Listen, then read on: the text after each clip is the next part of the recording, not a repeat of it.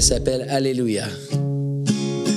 Oh, attends, je vais pas la scraper dès le début, je vais y laisser une meilleure chance.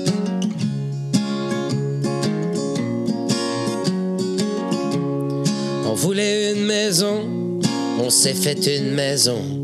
On voulait un jardin, on s'est fait un jardin. Un chat, un chien, pis ton cueillette, 2, 3 poissons. Un bar, de l'alcool, des chums, histoire de meubler le quotidien. On voulait une grande cour avec un gazebo. Tu voulais des enfants, on a eu des enfants. On voulait pas d'ados, mais ça fait partie du fardeau. Ça rime un peu avec s'oublier trop souvent. Allez, alléluia. Nous autres, on trouve jamais que le temps passe trop vite. Allez, alléluia. On est pressé de connaître la suite. Maintenant qu'on cohabite, on sent comme de la visite. Les flots maganent à pio, la mesure qu'on l'arnipe.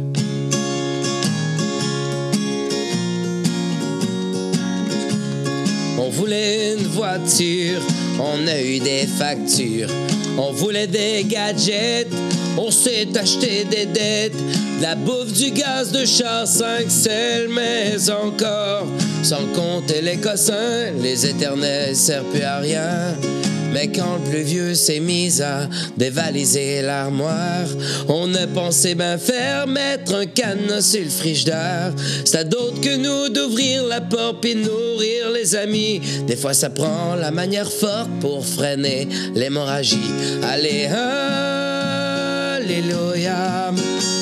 Nous autres on trouve jamais que le temps passe trop vite. Allez, alléluia. On est pressé de connaître la suite. Maintenant qu'on cohabite, on sent comme la visite. Les flots maganent à pio, la mesure qu'on l'arnipe.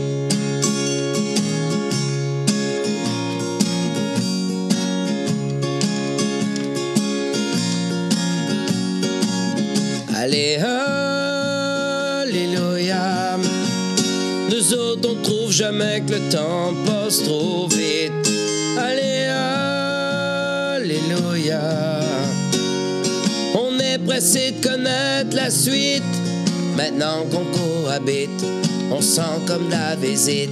Les flots maganent à pio, la mesure qu'on l'arnipe. En mars 2020, le Québec est touché par la pandémie. Toi, comment tu as vécu cette période et comment ça a affecté ta carrière? J'ai trouvé ça difficile. La pandémie a été super dure. Tu sais, mars 2020, j'étais en plein événement à Cuba quand on nous a dit ça se peut que vous soyez pas capable de revenir. 3 jours avant, j'étais à New York. Puis là, on voyait que ça commençait à fermer, mais on comprenait pas. On a pris l'avion, on est allé à Cuba. Puis finalement, on est revenu au Québec. C'était fermé. Au début... rapidement, au mois de juin, il y avait des pertes financières de plus de 90 000 en un mois. De commanditaires qui étaient pour mon événement sud, de salaires de fête nationale, qui a fait qu'il y a eu une certaine amertume de dire « My God, OK, la PCU, c'est bien en bas de ce que je recevais. » Puis la première année, on a réussi à s'en sortir parce que, en fait, j'ai réussi à m'en sortir parce que j'ai créé un spectacle de bar de feu où je louais un ranch avec des chevaux, puis le monde venait se payer une banquette à 2. Il y avait la distance. Quand ils m'ont dit, t'as le droit à 10 personnes, je fais, ah ouais, 10. Représentation à 7 h le soir, une représentation à 21 h. Je faisais deux shows dans la même veillée, tout l'été, puis c'était très rentable. Mais à la deuxième année, je suis devenu un peu déprimé. Mais pas déprimé de la pandémie, pas déprimé que ce soit fermé, déprimé que l'humain ne veuille pas être sauvé dans sa méchanceté. Envers les gens qui condamnaient les autres qui pensent pas. Moi, j'ai eu cette espèce de lecture-là, moi, à l'époque, où j'ai suivi le plan de M. Legault.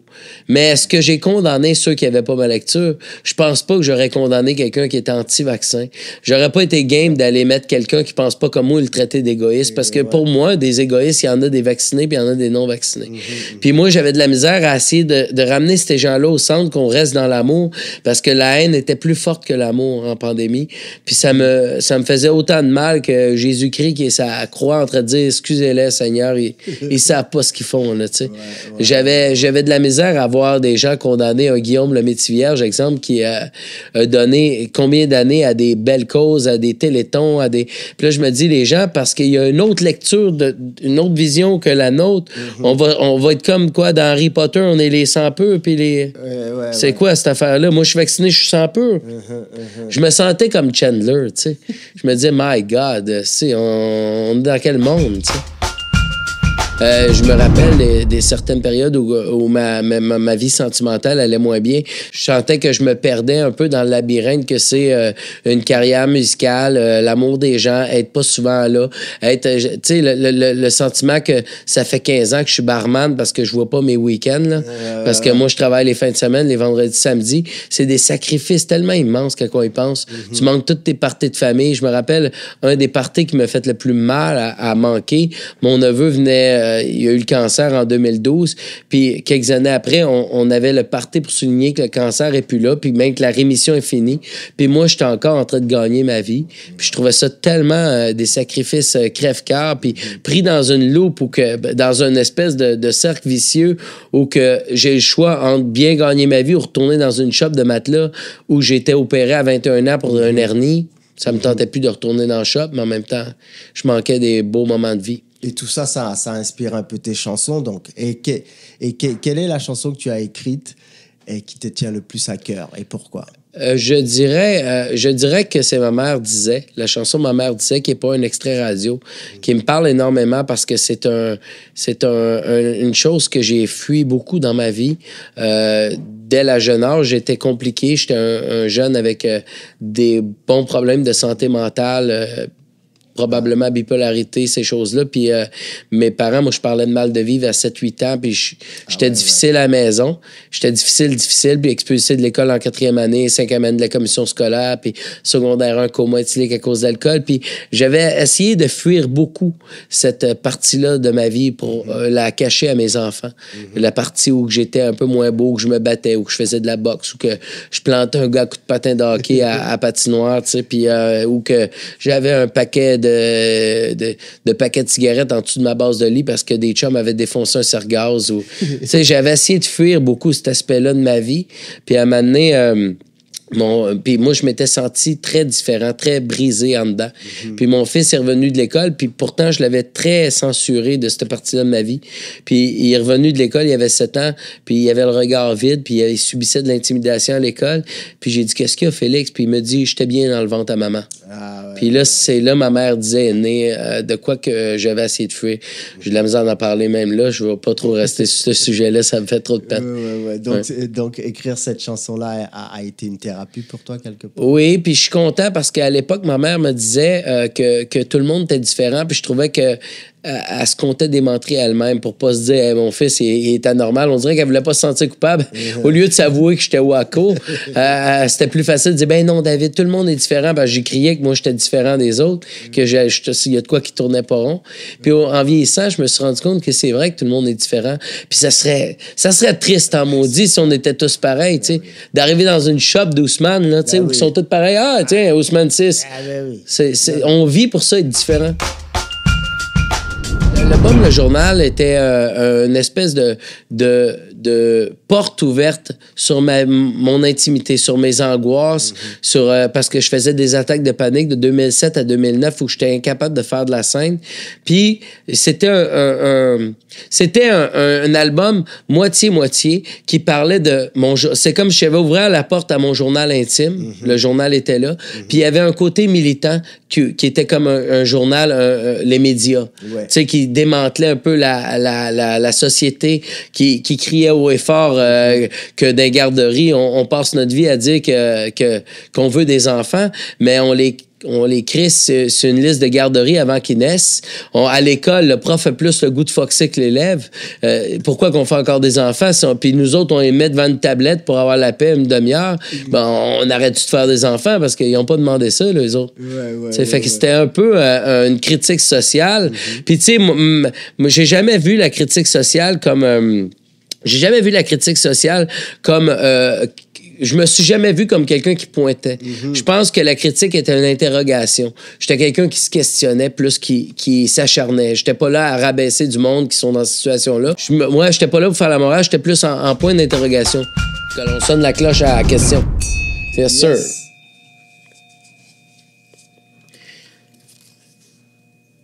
Oh, comment me décrivent mes amis? On sait jamais. En fait, mes amis en général, je me considère comme quelqu'un qui aime donner. Fait que je dirais que la principale qualité que les gens qui revient quand j'entends parler de moi, c'est la générosité que j'aime donner, mais c'est selfish parce que je donne parce que j'aime. Puis, fait que c'est très. En fait, je veux être aimé aussi. C'est comme n'importe quel être humain. Ça me fait du bien. À moi, ça me sauve la vie au quotidien. C'est ça. C'est la générosité qui me décrit en premier. Quelle est ta chanson préférée du répertoire de la musique québécoise? Oh my God. Tu sais, c'est varié, hein? C'est varié d'une année à l'autre. Je te dirais que j'ai longtemps dit que La complainte du phoque en Alaska était une grande, grande chanson. Puis une chance qu'on sait aussi. Puis dernièrement, L'Amérique pleure est une grande chanson des Cowboys fringants. Le texte fait grandir, fait réfléchir. Ça représente tellement le quotidien des gens.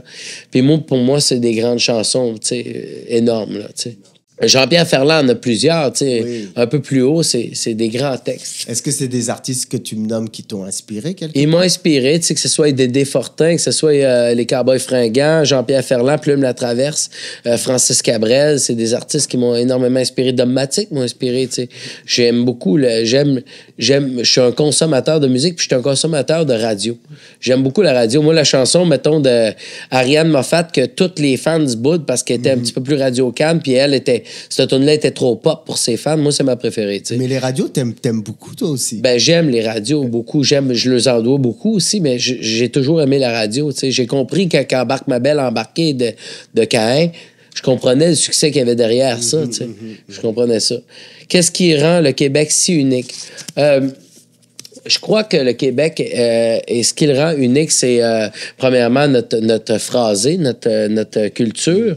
Mais notre culture, ce qui en fait si beau à comparer nos voisins ou les voisins du Canada aussi, c'est qu'on n'a pas basé nos valeurs sur la réussite professionnelle. Tu sais, nous autres, on était un petit peu plus slack au Québec sur la religion, puis beaucoup plus slack sur l'éducation, sur l'instruction. On laisse les enfants rêver d'être artistes, bohèmes, peintres, peu importe. On les laisse être eux. Sois heureux. Puis ça en distingue beaucoup de ce que j'ai vu aux États-Unis ou même qui sont beaucoup dans la performance au Canada. Et les parents s'attendent à beaucoup de leurs jeunes, le rendement, puis les études. Nous autres, on vit pour d'autres choses. Si tu n'étais pas chanteur, tu serais quoi? Je serais journaliste, assurément. Puis je serais journaliste, mais pas pour ce qu'on fait en ce moment. J'essaierais de faire juste des traitements chocs, moi, des reportages où je m'en vais contre la contrebande des ailerons de requins. J'irais démanteler le monde. Je risquerais ma vie. J'irais en Irak. Reportage choc. Ouais, j'aimerais ça. Aller en Irak, j'aimerais ça. Aller en Ukraine, j'aimerais ça. J'aimerais ça avoir peur. Je veux avoir peur. Je veux faire ma job et dire, bon, ben, j'ai pensé que c'était juste dire ça. Puis je suis allé voir essayer de défaire des affaires, les injustices de cette planète-là. Qu'est-ce qui te rend en colère? Oh my God! La bêtise humaine me rend en colère. Les gens je trouve, les gens qui intimident beaucoup, qui écrasent une personne faible, peuvent me mettre en colère. Je suis un gars qui peut pas tant bien s'entendre avec quelqu'un de slow, là, parce que moi, ça roule. Puis quand que c'est long, puis que j'ai demandé de quoi, ça se peut que je le dépasse en chemin là, pour aller faire sa job. Parce que je veux que ça opère, tu sais. Puis ça, je suis un peu pogné de nerfs. Je suis hyper actif, fait que j'ai besoin que ça bouge vite, tu sais. J'ai de la misère avec, mettons, aller dans un endroit, puis que l'affaire qui est en train de s'exécuter devant moi pourrait se faire plus vite, je vais pogner les nerfs. Si ça peut pas se faire plus vite, je vais être patient. Si ça prend 2 heures, 3 heures, 4 heures, puis c'est ça que ça prend comme temps. Mais de quoi qui n'est pas supposé de prendre ce temps-là, puis il me prend du temps, Je vais aller en arrière du comptoir. C'est arrivé. Dans le Vieux-Québec, la madame, elle faisait son possible, tu sais. Elle est là, puis elle dit, OK, je vais emballer ça. Puis elle est minutieuse, puis elle emballe ça lentement. Au début, tu dis, OK, c'est correct. Il dit, le touriste, il avait acheté des cannes du sirop d'érable. Puis là, il dit, ben, elle n'est pas fermée sur le dessus. Il dit, peux-tu me mettre de quoi dessus? Elle dit, elle s'en va voir dans le backstore, mais ça prend une éternité. Elle revient, elle dit, j'ai rien trouvé. J'ai dit, hey, donne-moi ta machine à tape. Je l'ai tapé devant elle. Ça faisait 15 minutes, le monde était rendu qui me remerciait. Ou quelqu'un qui essaye de m'écraser. Ça, je suis pas... Moi, si on me ramène à la petite école où j'ai eu tellement peur, ou qu'on essaie d'avoir un ton autoritaire sur moi, pendant que j'ai eu ça toute mon enfance, des professeurs qui me faisaient sentir mal, je peux être très réactif. Je peux leur ramener petit. Ouais. Je vais ramener l'autre petit. Je suis assez pompeux là-dessus. Parce que c'est mes souvenirs, c'est connecté avec un sentiment que je veux plus vivre. Aujourd'hui, mon père, il me chicane plus. Puis s'il essayait de me chicaner, il se rappellerait que je gagne bien ma vie sans lui. Puis il se rappellerait qu'il n'a pas rien payé ici. Si tu avais 100 000 de budget pour un projet, que ferais-tu avec cette somme? Oh my God. Ça, c'est une bonne question, par exemple. 100 000 de budget. My God. Je pense que je poursuivrais dans la même vague que ce que je veux, parce que je le mettrais sur mon projet encore de musique, parce que j'ai le sentiment que j'ai encore des grandes choses à dire, puis que je pense qu'il faut que le message se rende. Je pense qu'avec 100 000, ça m'aiderait à le faire rentrer. Parce que, tu peux acheter de la pub, tu peux acheter... on se bat contre des grosses compagnies qui ont des budgets beaucoup plus grands que nous autres. Fait à mon tour, je pourrais peut-être rivaliser, avec certaines personnes, que penses-tu de la scène hip-hop au Québec? Je trouve qu'il y a une belle vague, mais moi, je suis un fan de hip-hop énormément, mais j'aime beaucoup quand le hip-hop rencontre le folk. Comme Jay Scott, en ce moment, me parle beaucoup parce qu'il y a une façon hip-hop de rendre ses chansons. Puis Émile Bilodeau aussi a un rap dedans, dans ses affaires. Dédé Fortin avait un rap, mais j'aime beaucoup quand les deux cultures musicales se rencontrent. Je trouve que ça fait un amalgame hallucinant. J'aimerais remercier mon premier producteur, Alain Dupuis, d'avoir cru en moi. Mon équipe de l'époque, Diane Jalbert, ma tante, qui a travaillé longtemps pour moi, Mélanie Tremblay, JF Auclair, toute cette équipe-là qui ont fait le solage de ma carrière, puis qui travaillaient fort, que ce soit Carl Bazinet aussi.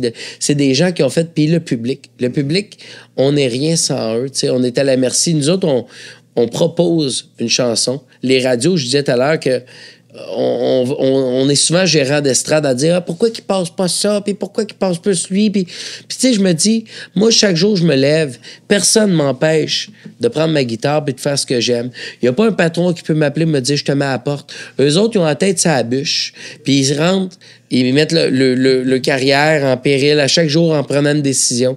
Puis moi, je vois ça comme si c'était un magasin d'artisanat. Je suis l'artisan. Puis là, je propose un foulard en alpaga. Puis là, ils me disent, ouais, il est beau, mais il est cher, ma clientèle. Je reviens 3 mois après avec un cheval en bois pour les enfants. Puis là, ils disent, ah, ça, c'est pour ma clientèle. C'est juste ça, tu sais. Combien de monde que tu as connu? Et y en a-tu beaucoup en début de ta carrière qui est encore en place? Des recherchistes puis des directeurs musicaux? Ils sont tous plus là. Toi, tu es encore là à faire de la musique, à faire ce que tu aimes. Mais je me dis, faut avoir de la compréhension pour ces gens-là qui à chaque jour, jouent leur vie, leur travail, prennent des décisions, un peu de respect. Tu la connais, moi, je perdrai pas ma job, je te propose. Si ça fait, ça fait. Sinon, ben, je reviens dans 3 mois avec une autre proposition. Bon, ben merci beaucoup. Écoute, je vais te laisser le mot de la fin. Il est tout à toi, Jalbert.